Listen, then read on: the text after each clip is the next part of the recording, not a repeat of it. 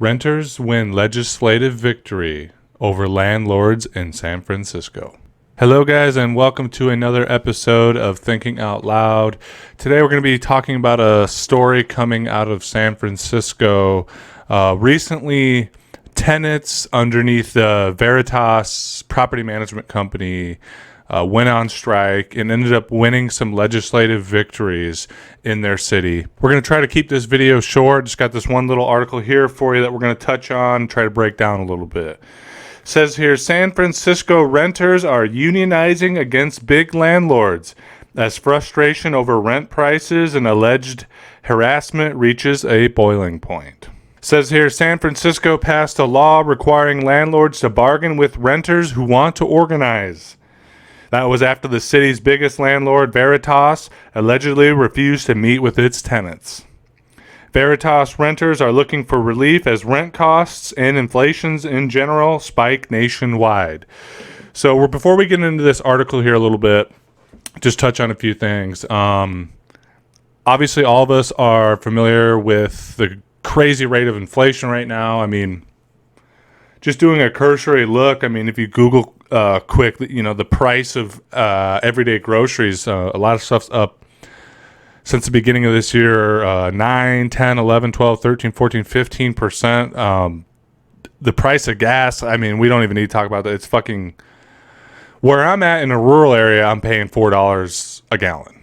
Okay. I've seen places where it's $6 a gallon in big cities, even higher. In places like San Francisco, I think I've seen it's over $6. I mean, the price of living is going through the roof, even just in the last 6 months. And this is no mystery or no new announcement to anybody here.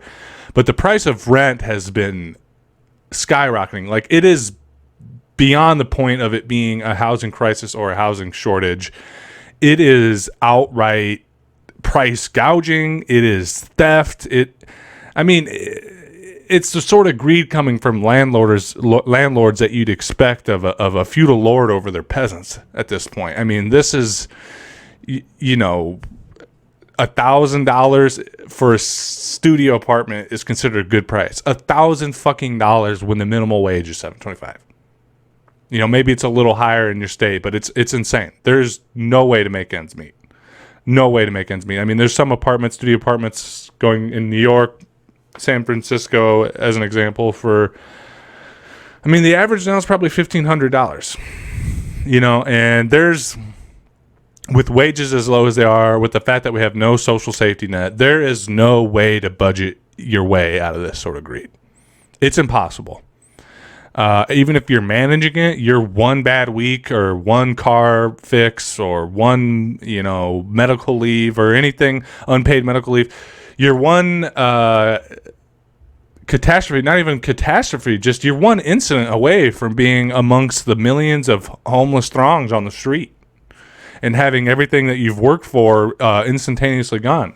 And this isn't just the lowest rung of workers either. I mean, this is professionals, medical professionals, coders. I mean, everybody. People that have been to college to achieve the quote-unquote American dream.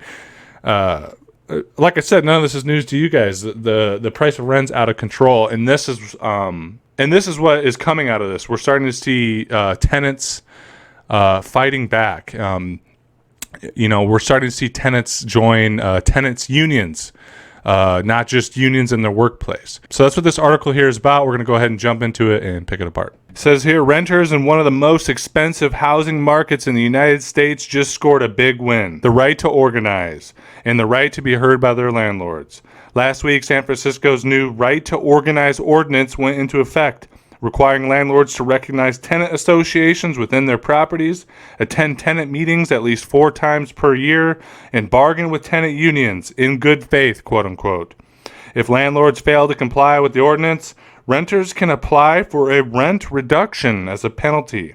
The law is the first of its kind in the country. All right, guys, so this is huge. This is an example of what can happen when you stand in solidarity with fellow working people and take the risk and put the screws to your landlord, to your workplace. You can win victories, okay? And this is an example, too, of how grassroots organization, especially in your community, can win serious victories. So what this looks like here is, and we'll get into some more of the reading, is if tenants in an apartment complex or a series of condos or a development project get together and form a union, and they're all a part of this free association union, the landlord can't avoid meeting with them, can't avoid meeting with an arbitrator. And if they do avoid meetings, if they try to flout them, they flake off, they just don't show up, the renters can use this new legislation to try to apply to fine their landlords, try to get a rent reduction. And this is great because it's, when you see this sort of stuff, you'd think maybe it would just be a fine against the landlord as an incentive for them to, obviously, hopefully not try to flout the regulations. But I like this in particular because it's not just a fine that goes to the city. Okay, the fine amounts to them having to charge their tenant less rent for that month or that year or whatever it is. Okay, so you're putting coercive measures against the landlord that actually benefit the tenant. I think that's amazing, and it's just a great example of what can be achieved if you actually stand in solidarity and take the proverbial leap, so to speak. Let's do some more reading here, guys. It says, Aaron Peskin, a member of the San Francisco Board of Supervisors, drafted the ordinance after overseeing negotiations between Veritas Investments, the largest landlord in San Francisco. See, that just makes it even better, knowing that it's one of the largest investment landlord companies in that area, in one of the priciest housing markets, as it said. That's awesome. And its tenants. The tenants clamored for Veritas, which is also the subject of multiple lawsuits alleging tenant harassment, to cancel rent debt accumulated during the pandemic. In a statement to Insider, Veritas denied all claims. Tenants organized behind what is usually an individual source of shame, debt, and leveraged it as a group to win concessions from Veritas that would not otherwise have been possible. Brad Heron of the Housing Rights Committee of San Francisco told Capital in Maine's Jack Ross. All right, so that's interesting. Aaron Peskin, a member of the San Francisco Board of Supervisors, drafted the ordinance after overseeing negotiations. So it looks like this Aaron Peskin acted as a sort of arbitrator between this tenants union and the Veritas Investment Company.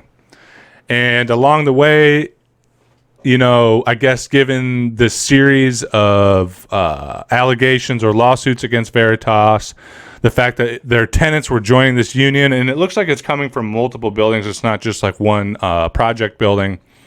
He kind of was in the middle of all this, doing arbitration, trying to hash out some sort of compromise between the parties. And I guess this is what they came up with. They came up with legislation that, demands that every so often during the year, these landlords have to meet with tenants, even if those tenants have people that are able to speak on their behalf, be it advisees or elected members of a union. And it looks like this tenants union was also trying to get debt cancellation. I tried doing a little more research on this, and I didn't see that they managed to get the back rent due to them being out of work because of the pandemic. I didn't see anything about that getting paid off. But again, this is how these things work. You get these, when you're organizing in the labor movement or any sort of grassroots movement, whatever the issue is, you get these little victories, okay? Especially at the stage we're in now, where the left, where working people are really coming out of hibernation, trying to reorganize, trying to rebuild. You get these little victories. You get these tools, like in this case, that allow you to take on the bigger fights later on. Okay, so now that this tenant union has to be recognized by the city, by the city council, by the municipality, and by the investment company, by the landlord company itself, and they have to meet with them, now this gives them the opportunity to have more teeth when they go on strike. Okay, like now they are officially recognized. It's not just a ragtag bunch of tenants that don't want to pay their rent. Now they're an official organization in the eyes of the municipality that the investment company, that the landlord has to meet with. Okay, so this opens the door for them to, strike out further, put their nose to the grindstone and hopefully reach bigger victories like getting all that back rent canceled. Let's go on here, guys. Peskin's office said that they wanted the law to facilitate better communication between landlords and tenants in San Francisco, while across the country, tenants in other cities are suffering from the same problems. The cost of monthly rent reached a record high in February. The federal eviction moratorium, which saved thousands of lives during the start of the pandemic, according to a Duke University study, ended in August, while 7.4 million households were behind on rent. I mean, this is huge. We did a video back when this was first happening. Almost a year ago now, where you had millions upon millions of people back on their rent, suddenly no longer having rent control or rent freeze or eviction freeze protections. And in a country that already has millions of people on the street, I mean, you're looking at a situation where millions of more could already join the disparate on the street, that our infrastructure and that our social institutions are already struggling to handle, right? It's a union at home, Lena Maybaum, a Veritas tenant and an organizer of the Veritas Tenants Association, told Capital in Maine. We're all workers who can unionize at work. Now we can unionize at home and at home. So I want to touch on something here as well. So this is, over the last 5 years with the rise of Bernie Sanders and this big push for a electoral political revolution, I guess, for lack of a better word. We have seen as a result of that just how rotten through the political system is, just how corrupt and undemocratic our electoral system is. Okay. Between dark money financing, lobbying groups, super PACs, it's already incredibly difficult even to get yourself out there, to get the financing and to get the resources necessary to campaign on a progressive platform. And then we found that in the case of Bernie Sanders or other progressives, even if you get that far, somehow either with grassroots donations or this or that, they have every step of the way, every step of the staircase laden with bureaucratic red tape and bullshit in all kinds of ways to make sure that you don't actually win the election. There's laws in place. There's platforms in place within the Democratic Party. I'm sure it's similar to the Republican Party that, for instance, prevent Green Party members from being on the national debate stage. I mean, all these things. I mean, you guys know a lot of this stuff. So we've, a lot of people have found, myself included, and I'm sure it's the same with many of our viewers, that electoralism has really reached a dead end because they have this system so fine-tuned to keeping progressive people's candidates out of the halls of power that it's really kind of a moot point. People are realizing this, and they're starting to organize in other ways. They've realized that if we put all the effort we put into electoral change into actually building real working class power, something can get done. Because I want to make something clear to you.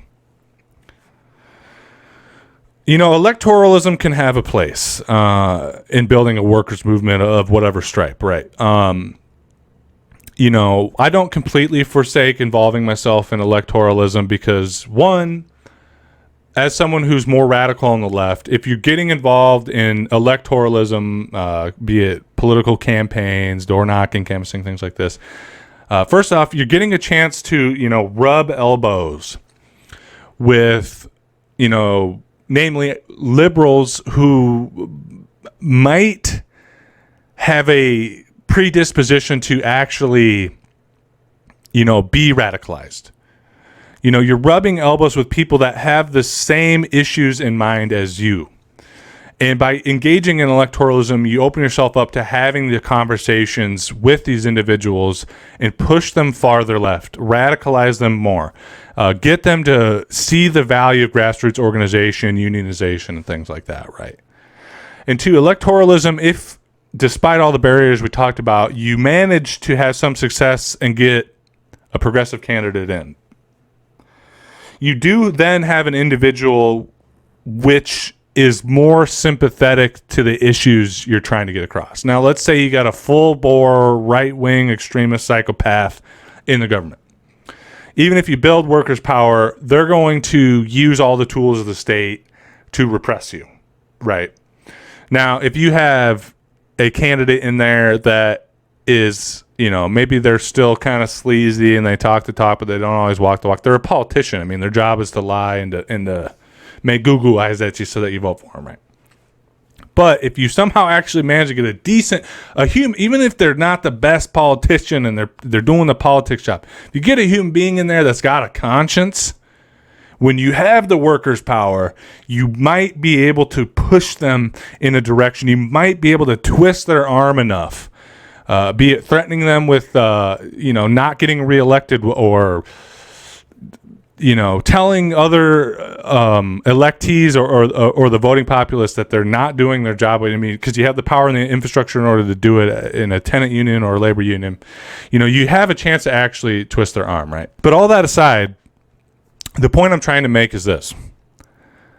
Electoralism, beyond the two aspects of which I talked about, upon which it can be useful, is really a dead end because it's not actual working class power. Okay. It may feel like working class power when you're knocking doors and rubbing elbows, like I said, and then you get a guy in the office or a woman in person of color, ideally, that talks the talk, tells you the things you want to hear. But at the end of the day, that's not power for working people. Okay, that's a politician, just like all the other ones before them, in power, that has the power. Okay, so that's why things like this are so huge. Tenant unions, workers unions, grassroots, mutual aid programs, anything that you can think of where it's actually working class people in solidarity, arm's length, in link, strong together. That's power. Okay, that's real power because those people have the power to shut shit down. They can shut down a rail line. They can do a stand-in in a factory.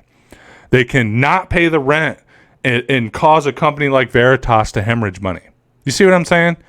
So while electoralism can be fine, it can be maybe a tool in our belt, really, it should be a smaller tool. There should be less emphasis on electoralism and more emphasis on building actual working class power through things like this. Because as we've seen, maybe it was beneficial that we had this Aaron guy that was more sympathetic for whatever reason towards tenants, towards working people. That's great. It helped serve as a conduit for the power that working class people had built to actually get things done. Let's read a little bit more here, guys, Inching towards a seat at the bargaining table. 106 Veritas renters sued the landlord for tenant harassment in 2019. So it looks like some of the stuff was already going on before the pandemic. And that just exacerbated things, right? Alleging that the firm harassed rent-stabilized tenants by driving buildings into disrepair, ignored asbestos and mold growth in apartments, and invaded tenants' privacy through incessant construction. All claims Veritas denies. Of course they deny it. Of course they deny it. I'm sure they got a whole fucking PR and legal team for that. Quote unquote, we deny the claims and look forward to disproving them yet again in court. Jeff Jarrett, Veritas Chief Operations Officer, told Insider in a statement. For the sake of those tenants, I hope they took pictures and filmed and stuff. I went through something interesting story on my end being a tenant. I was a tenant at a small 2-bedroom apartment. This place was called Georgetown Apartments. It was owned by a, real estate landlord investment company called American Realty, real patriotic stuff, right? The apartment I had was partially underground, right? Where like the window to the outside world's like up here, like at eye level. So every time it rained, I would get fucking the smell of musty, moldy ass shit, right? And at the time, I was poor as fuck, and I was living on a couple of mattresses on the ground, right? And I didn't notice it for a long while, and then I don't know, it's like in bed, tossing and turning from sleeping, and then I literally kicked a hole in the drywall while I was asleep, like down here, right? and found that the entire wall right there was fucking so soggy that just a little in my sleep kick knocked a giant hole in it, right? And then I peeled back my mattress and found that the whole bottom half of my mattress was soaking wet, right? And that the wall had all this fucking mold in it. And I'm not a mold fucking expert, right? But it looked like black mold, okay? And I was concerned about it. And after some time, I finally, told the landlord, the landlord company, that I wanted to have the city inspector come in. And get this, man, this is great. This is just an example of iron triangles and how all this stuff works, systems of power and economic domination, right? In tandem with government, even on the little micro level in the community. Had the meeting arranged because, the landlord has to be there when the city inspector comes in, right? City inspector comes in. First thing, they blow right past me and they shake hands. Hey, Tom, good to see you again. Yeah, so needless to say, they ended up not doing anything wrong. Anything about it for some time. The city inspector told me to my face, it's not black mold. Fast forward a few weeks later, I get a call from the landlord company. Says, hey, we're going to move you into the adjacent apartment, like on the other side of the complex. So they moved me in there. So that leads me to believe that, yeah, it probably was black mold, but they didn't want to tell me because then there'd be potential for a lawsuit or some kind of settlement and stuff like that. So they moved me out of there. And I was in that apartment for another, I think, year and a half, 2 years. Nobody ever moved into that apartment. They didn't even bother cleaning up. They just fucking left it, probably because there's fucking black mold. Anyway. But yeah, this is just an example, in this little snippet here of how and why having housing as a for-profit investment is wrong. These people do this in order to make money. They're making money off of one of the most basic human commodities that we need to survive. Okay. And not only are we seeing what happens because they now have the power to price gouge. That's why millions of people on the street, people will tell you it's because of drug addiction. They'll tell you it's because of mental health. And that is a part of it. I'd say maybe those two things together is a solid 25% of it. But if you talk to homeless people on the street, the other 75% of it is people couldn't make ends meet because of price gouging. And obviously that's the biggest example of why it's terrible to have a for-profit housing system. But these littler things all add up to a diminished quality of life. They're not going to fix the shit because they don't give a fuck. And they especially don't give a fuck when there's millions of homeless people on the street, millions of people desperate for housing. So where you might bitch about the black mold, they'll kick your ass out and they'll find another tenant, right? And this brings me to the fact that they went on strike. You had 106 Veritas renters sue the landlord, tenant harassment, and all that, and they did a rent strike for a small period. Okay, it's one thing to take a single tenant and kick his ass out because he's disgruntled. Okay, whatever. We lost the $1,600 for that month. In a few months, we'll get somebody else in, and it'll be business back as usual. But now imagine the power you have when every tenant or the majority of the tenants in your building says, hey, guy, you're going to fix this shit, or you're going to lower the rent, or you're going to make these improvements and fix the air conditioning or whatever it is, or none of us are going to pay rent. What are you going to do then? Yeah, you can kick everybody out, right? You can have the police kick the fucking door in with shotguns and beating heads in and all that shit. But then guess what? You're not out of $1,600 from one tenant being gone now. Now you're out of fucking $50,000 for the month, homie. And they don't want that. And not only are you out of $50,000 for the month or the 2 months or however long it is, you're out of all that money until you can fill all those vacancies. And no matter how much fucking bureaucracy and paid dupes you got, it's going to take time, and you're going to have to pay those motherfuckers to do their job too. So you're out of potentially hundreds of thousands of dollars by the time the thing's over. Okay? It's huge. It's the same reason why strikes are so effective in the workplace. Renter strikes are effective because you're causing them to lose money. You're putting a wrench in the works, man. And that's one of the most powerful tools working people have. We have the wrenches. If we take the wrench and we put it in the gears, we can cause some serious damage. Let's read a little bit more here about this strike. It says, after a 5-month-long strike last year, the Veritas Tenants Association announced that they had reached an agreement with Veritas to cancel debt for tenants and to waive rent increases for 2022. So, okay, maybe I was wrong. Maybe I misread that. Looks like they might have actually gotten their debt canceled. And if that's the case, that's fucking huge because you don't have this fucking, extra payments you have to make every single month on top of your already back rent, In a statement to the San Francisco Business Times from January, however, Veritas said it has no agreement, nor has it been in negotiations with either of the two groups that issued a press release saying they were ending a strike. The company said that the tenants groups mischaracterized its public statement from December, where it announced a program guaranteeing that if any of its residents applied for rent relief and see their benefit cut short due to lack of funding from the state, Veritas would cover it for up to 18 months. Okay, so I see why I was confused here. I don't know for sure. Like I said, I was trying to do some more digging on it. We got the statement from the Veritas Tenants Association, and then the statement saying that the debt was canceled. Then we have Veritas itself saying that it was not. I don't know. When I glance at that, though, when I read that, I'm under the impression that, like with the Aaron Peskin guy, there was some sort of arbitration, and they reached a quiet deal. And I suspect, again, I'm just speculating, I can't back this up.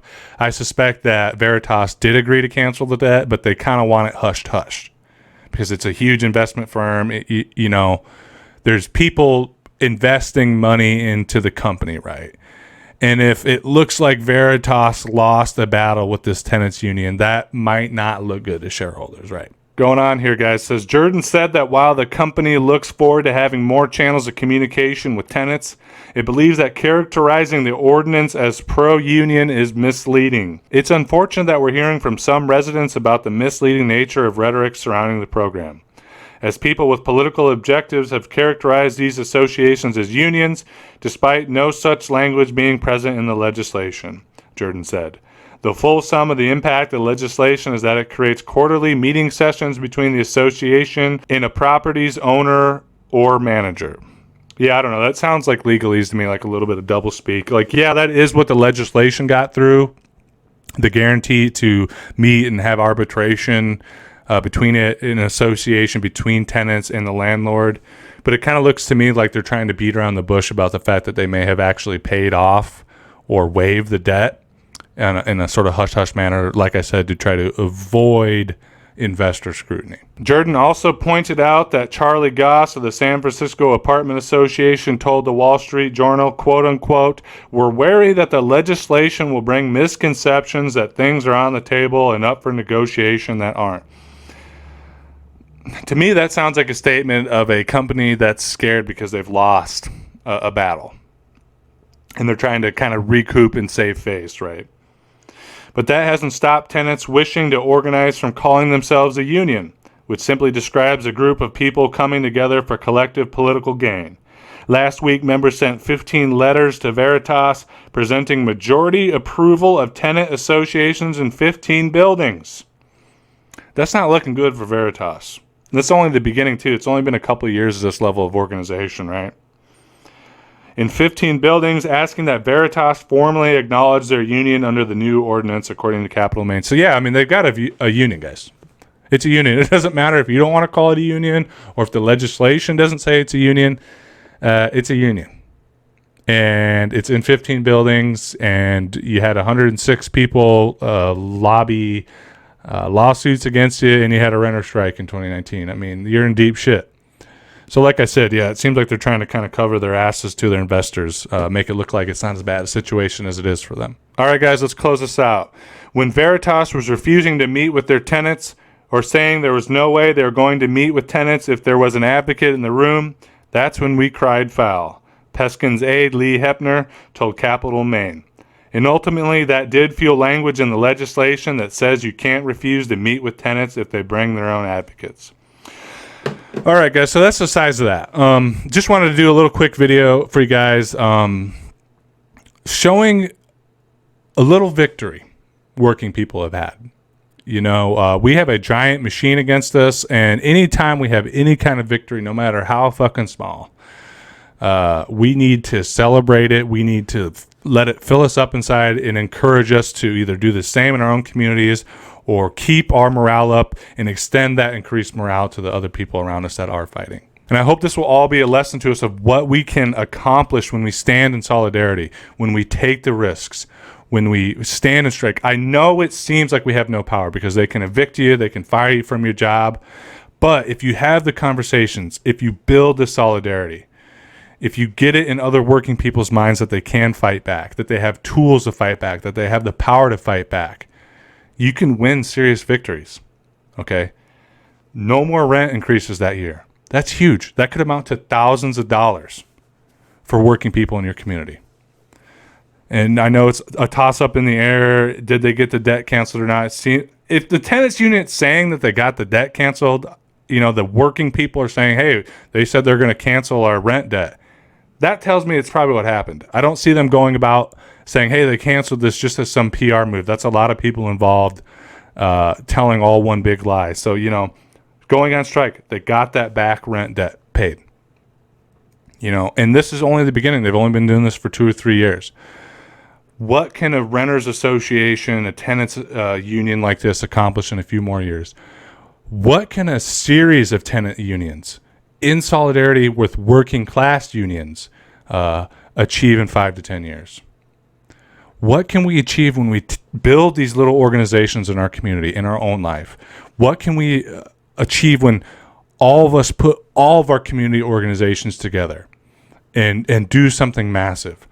This is the sort of networking, this is the sort of grassroots organization, the strength building, the power building that, could inevitably lead to a general strike. And when you have a general strike, that's working people with real power. That's when you get the people on the top starting to listen to what's going on and realizing that working people have built enough power that you have no choice but to capitulate in some fashion. But yeah, guys, that's all I have for you. Go ahead and drop a comment. Let me know what you think about this. Is this something you would consider doing? Do you agree with me that, while electoralism can be a tool, we are better off organizing and building power through methods like this, through workplace organization, through tenants unions, through direct action? Do you agree with me on that, or do you think we should continue to follow a policy of electoralism despite some of the setbacks? Let me know in the comments. Drop a comment. But yeah, guys, as I said, that's all I have for you. As always, it's great hanging out with you, and I'll speak with you again soon. Bye.